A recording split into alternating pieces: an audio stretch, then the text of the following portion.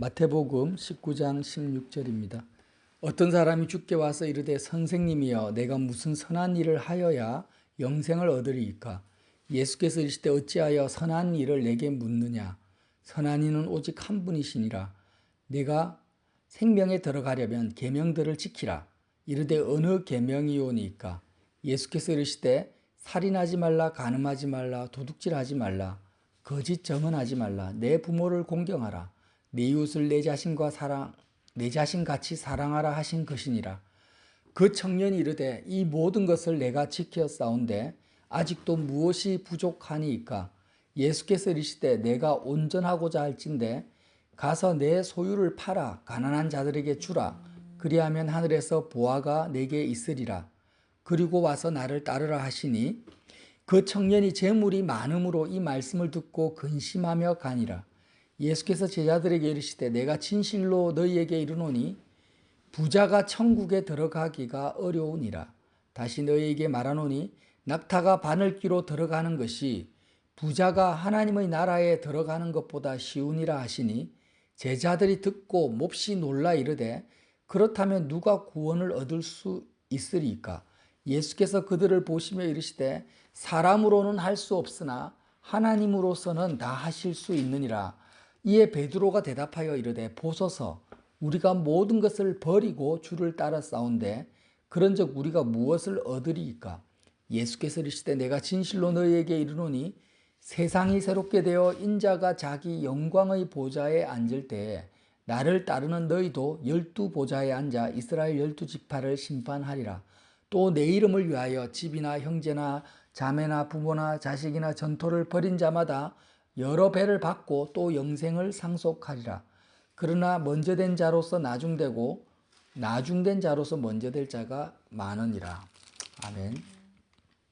우리가 읽은 말씀에는 부자 청년과 베드로가 등장을 합니다. 부자 청년은 하나님의 율법을 평생을 열심히 지킨 사람이에요. 베드로는 부자 청년만큼 그렇게 열심히 지키지는 못했을 거예요. 그런데 부자 청년은 자기가 가진 소유 때문에 예수님을 따라가지 못합니다. 그렇지만 베드로는 어떻게 합니까? 자신이 가지고 있는 모든 소유를 다 버리고 예수님을 따라갑니다. 그래서 부자 청년과 예수님의 대화를 듣다가 베드로가 예수님께 묻죠.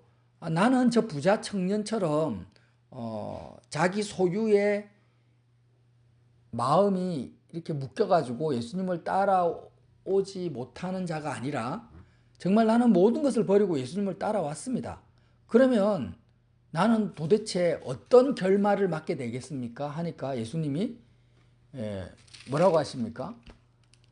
내가 진실로 너희에게 이르노니 세상이 새롭게 되어 인자가 자기 영광의 보좌에 앉을 때 나를 따르는 너희도 12보좌에 앉게 될 거다. 엄청난 말씀을 하시죠.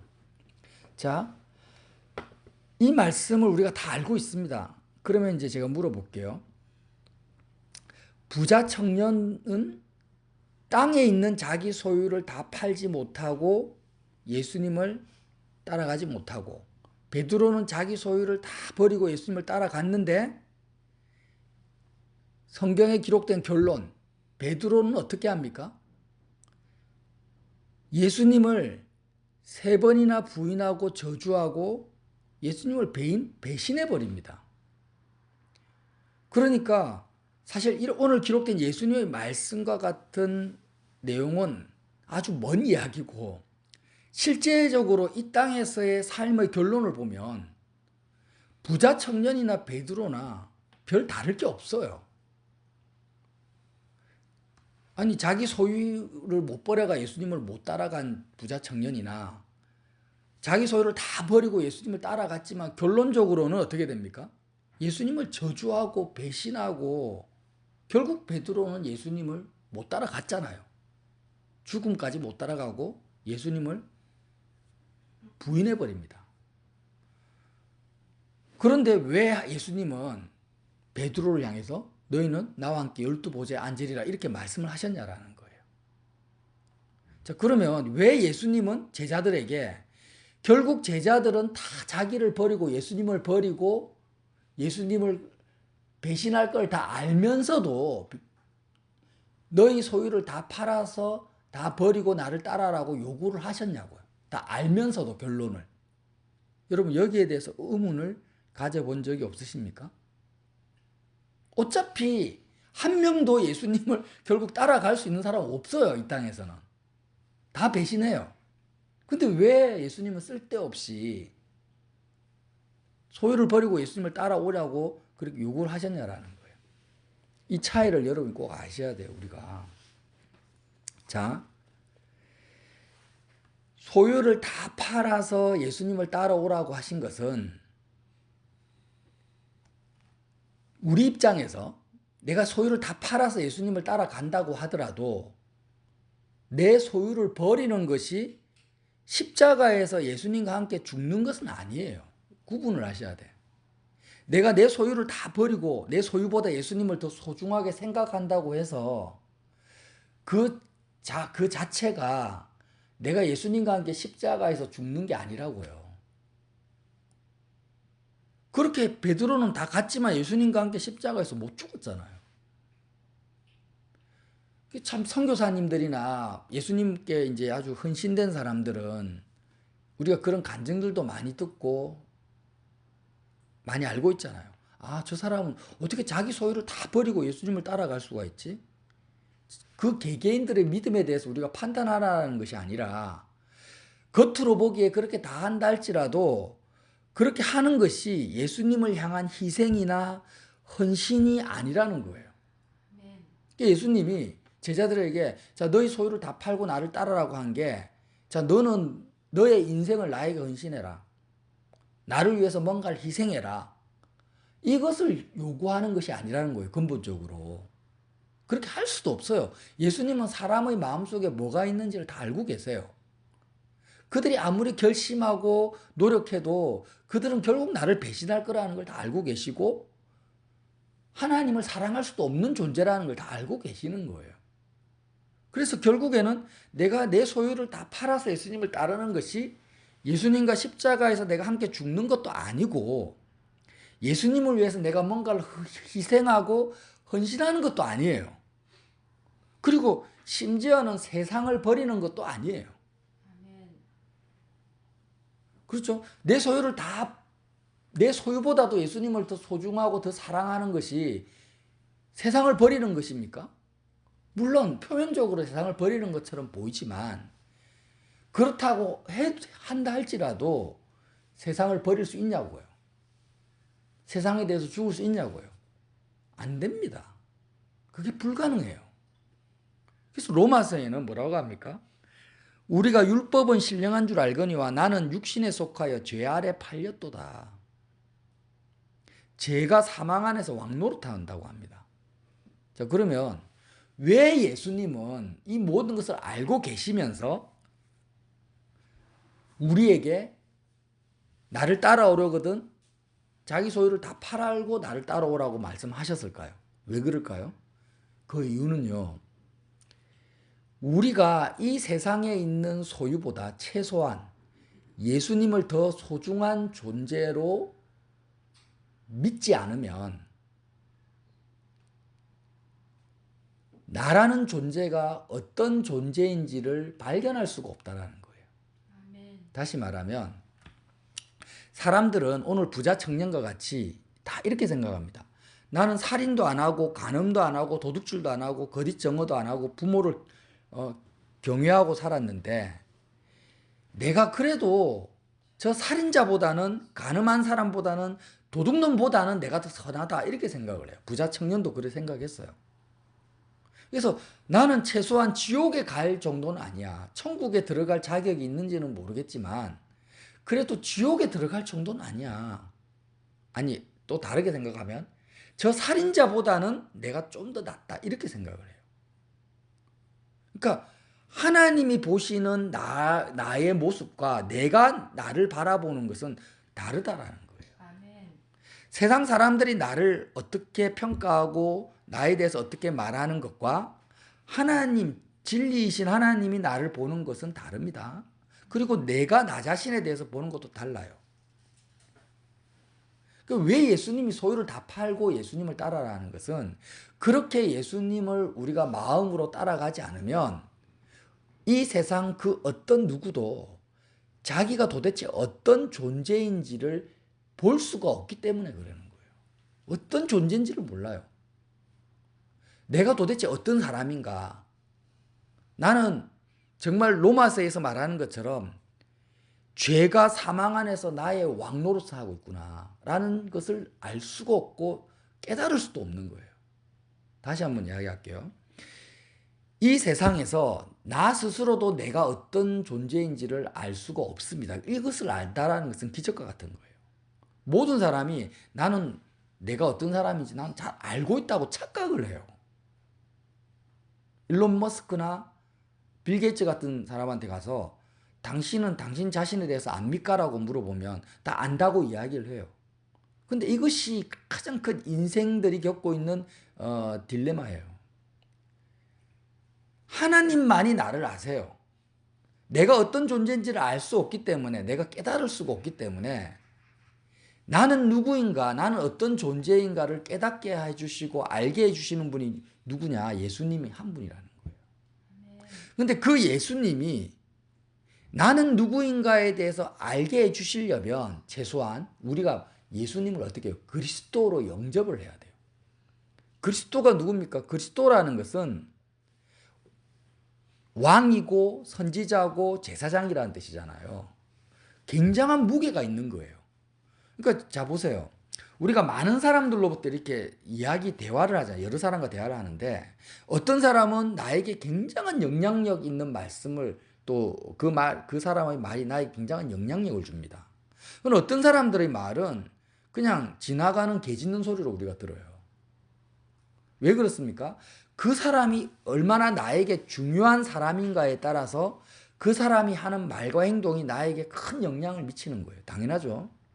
그러면 예수님의 말씀과 예수님의 행위가 나에게 영향력을 주려면 예수님이 나에게 중요한 사람이 돼야 돼요. 얼만큼 중요한 사람이 되었냐? 예수님이 나에게 그리스도가 돼야 된다. 그리스도가.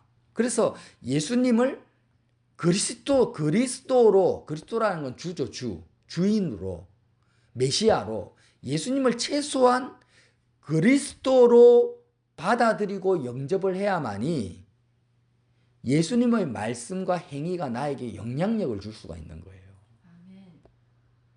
당연한 말 아닙니까? 그러면 예수님을 그리스도로 주인으로 내가 최소한 무게중심을 가지고 믿으려면 어떻게 해야 되냐? 지금 내가 가지고 있는 이 땅에서의 소유보다는 최소한 그리스도가 나에게 더 소중해야 된다는 거. 그게 바로 예수님을 그리스도로 믿는 거예요. 그러니까 정리를 하자면 내 소유를 다 팔아서 이 땅에 있는 소유라는 건 꼭 돈만을 말하는 게 아닙니다. 돈을 포함해서 인간관계, 이 땅에서의 나의 사회적 신분, 내 가정, 내 자녀, 내 부모 다 이 세상에 내 육체까지 다 포함하는 거예요. 그러니까 이 세상에 있는 어떤 것보다도 예수님이 내 마음에서 가장 더 중요한 무게중심이 있는 그리스도다, 메시아다, 예수님이 하나님의 아들이다 라는 고백을 우리가 해야만이 비로소 예수님을 통해서 나는 누구인지를 발견할 수가 있다는 거예요. 그러니까 예수님이 사람들에게 다 요구하는 거예요. 제자들에게만 요구한 게 아니에요. 이 부자 청년에게도 요구하고 예수님을 따라오는 모든 사람에게 동일하게 요구하십니다. 나를 따라오려거든 자기 목숨까지 미워하고 나를 따라라. 부모나 형제나 모든 소유를 다 버리고 나를 따라라. 왜? 나는 그리스도기 때문이다. 나는 하나님의 아들이기 때문이다. 그래서 예수님이 베드로에게 물어보자. 너는 나를 누구라 하느냐? 베드로가 그렇게 말합니다. 주는 그리스도시요 살아계신 하나님의 아들이. 바요나 시몬아, 이 사실을 알게 한 것은 너가 안 것이 아니라 하나님 계신 아버지께서 알게 하셨다. 이렇게 예수님이 말씀하시는 거예요. 하늘로부터 보화가 주어지는데 소유를 다 팔고 예수님을 따라가는 자에게 하늘로부터 보화가 주어지는데 그 보화의 정체가 뭐냐? 바로 예수님을 나의 소유보다도 더 소중하게 여기는 마음을 그 하늘로부터 주어진 보화라고 하는 거예요. 자, 19장 보세요. 21절 보세요. 예수께서 이르시되 너가 온전하고자 할진대 가서 내 소유를 팔아 가난한 자에게 주라. 그리하면 하늘에서 보화가 내게 있으리라. 그리고 와서 나를 따르라. 그러니까 이 세상에 있는 소유를 내가 마음으로 붙들고 있는 상태에서는 하늘에서부터 보화가 나에게 주어지지가 않아요. 이 세상의 어떤 물질이나 인간관계나 이 땅에서의 어떤 비전이나 꿈이나 이 땅에서 내가 뭔가를 이루겠다라는 어떤 포부나 이런 것을 내가 마음으로 꽉 붙들고 있으면 내 마음이 어디에 지금 묶여 있는 거예요? 세상에 묶여 있죠. 이 세상 안에 묶여 있어요. 이렇게 묶여 있는 상태에서는 하늘에서부터 보화가 나에게 주어질 수가 없어요. 그럼 하늘에서 주어지는 보화는 뭐냐? 그게 뭐겠습니까? 예수님을 따라갈 수 있는 것을 보아라고, 예수님을 따라갈 수 있는 마음을 보아라고 하는 거예요. 하늘로부터 주어진 보아가 여러분에게 있습니까? 그 보아를 받으시기 바랍니다. 그 보아를 어떻게 받죠? 내 소유를 다 팔아버리면 돼요. 예수님을 사면 돼요. 우리가 돈을 주고 귀한 물건을 사듯이 이 땅에 있는 내 소유를 다 마음에서 팔아버리고 예수님만을 나의 유일한 보아로 내가 사면 돼요. 그러면은 어떤 일이 벌어지냐? 베드로처럼 예수님을 십자가 현장까지 따라가서 베드로가 예수님을 부인하고 저주할 때 베드로 자신을 발견한 거죠. 그렇구나. 나는 예수님을 사랑하는 줄 알았고 하나님을 사랑하는 줄 알았고 정말 주님을 위해서 내가 모든 것을 다 내 목숨까지도 버릴 수 있는 존재라고 내가 믿었지만 결국 나라는 존재는 완전히 죄의 종로로 타고 마귀 새끼고 나는 하나님의 아들 예수님을 십자가에 존재적으로 체질적으로 예수님을 십자가에 못 박아 죽일 수밖에 없는 정말 내 뼛속까지 세상을 사랑해서 하나님을 사랑할 수 없는 존재라는 것을 베드로가 발견을 해요. 나는 죽었다 깨어나도 예수님을 사랑할 수 없구나. 나는 하나님과 원수된 존재구나. 그렇게 내가 마음으로 예수님을 사랑하려고 해도 결국 나의 행동으로 나타나는 것은 예수님을 저주하고 십자가에 못 박아로 외치는 저 군중들하고 똑같은 존재라는 그런 자신을 발견하는 것입니다. 이렇게 자기를 발견하기 위해서는 어떻게 하라고요? 자기 소유를 다 팔아 예수님을 따라가야만이 십자가에 못 박힌 예수님과 십자가에 못 박혀서 죽어야 될 자기 자신의 존재가 보이는 거예요.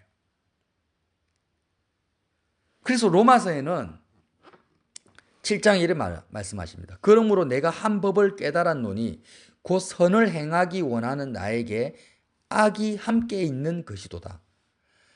내 지체 속에 한 다른 법이 내 마음의 법과 싸워 내 지체 속에 있는 죄의 법으로 나를 사로잡는 것을 보는도다.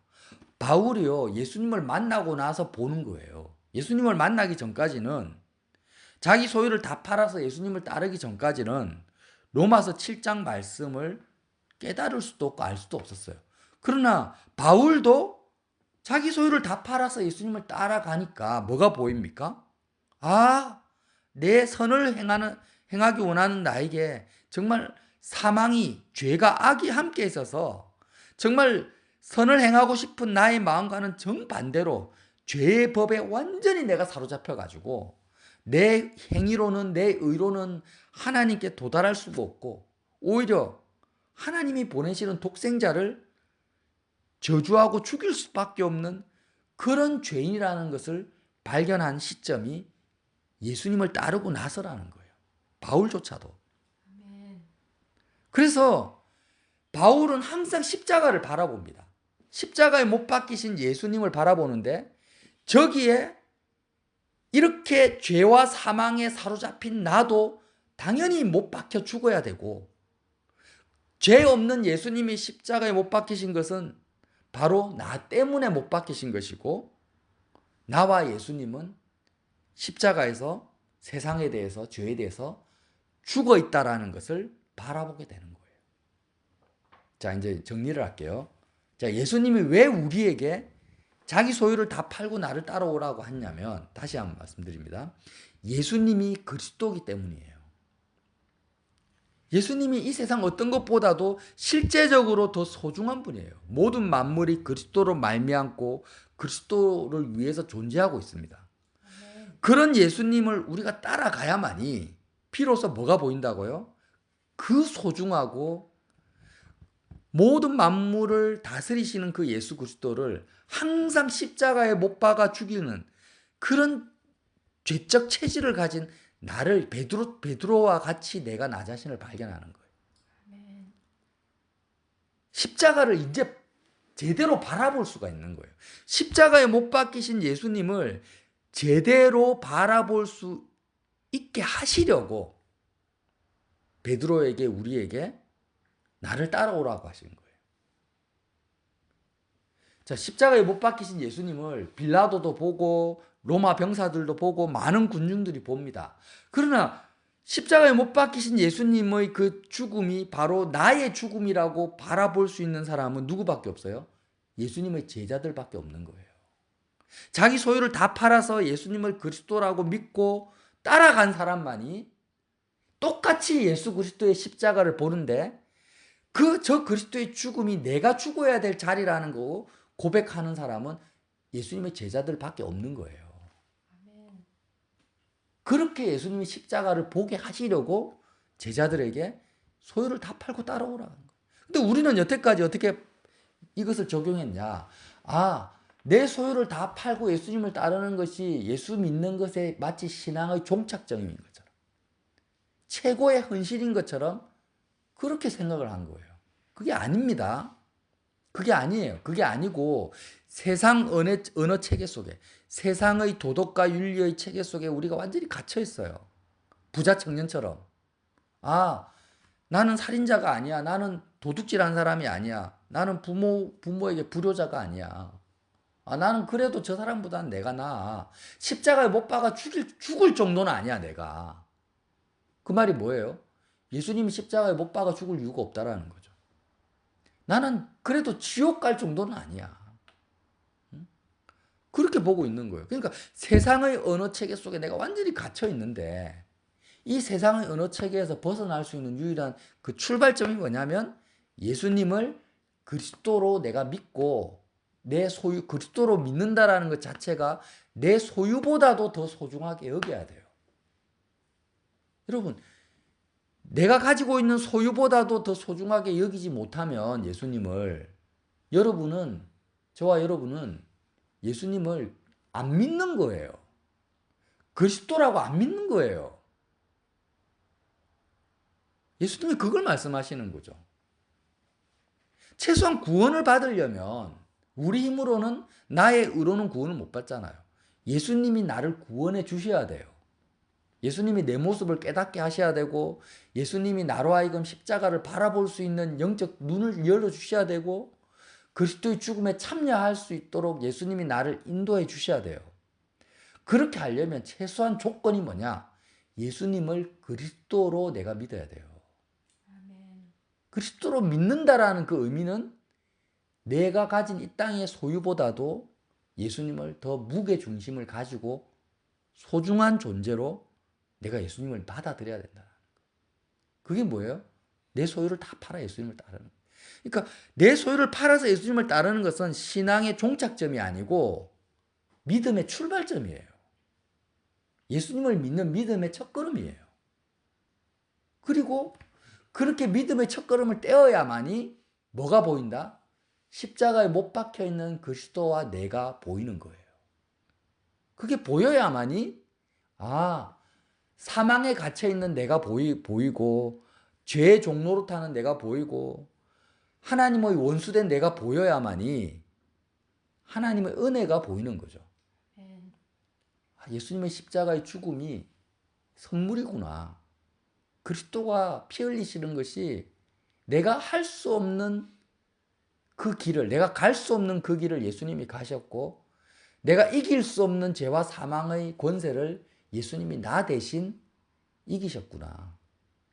예수님이 진짜 나의 생명으로 메시아로 그리스도로 믿어지는 지점까지 우리가 갈 수 있다라는 거죠.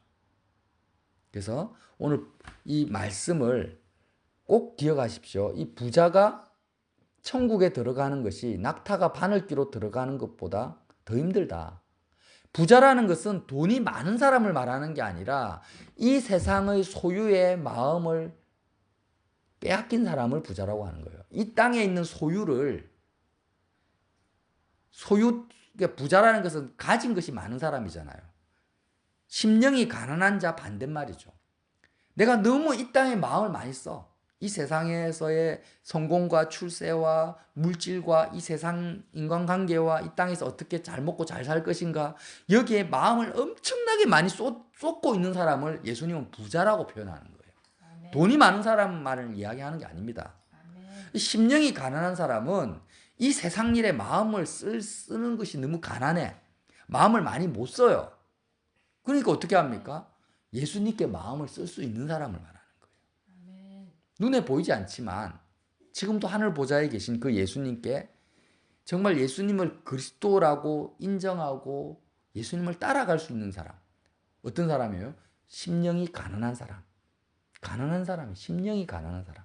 그래서 저와 여러분이 정말 신앙의 출발점에서 다시 매일매일 소유를 팔아서 예수님을 따라가서 십자가의 예수님과 내가 함께 죽어있는 죽은 자의 자의식에 도달하시기를 예수님 이름으로 빌어드립니다.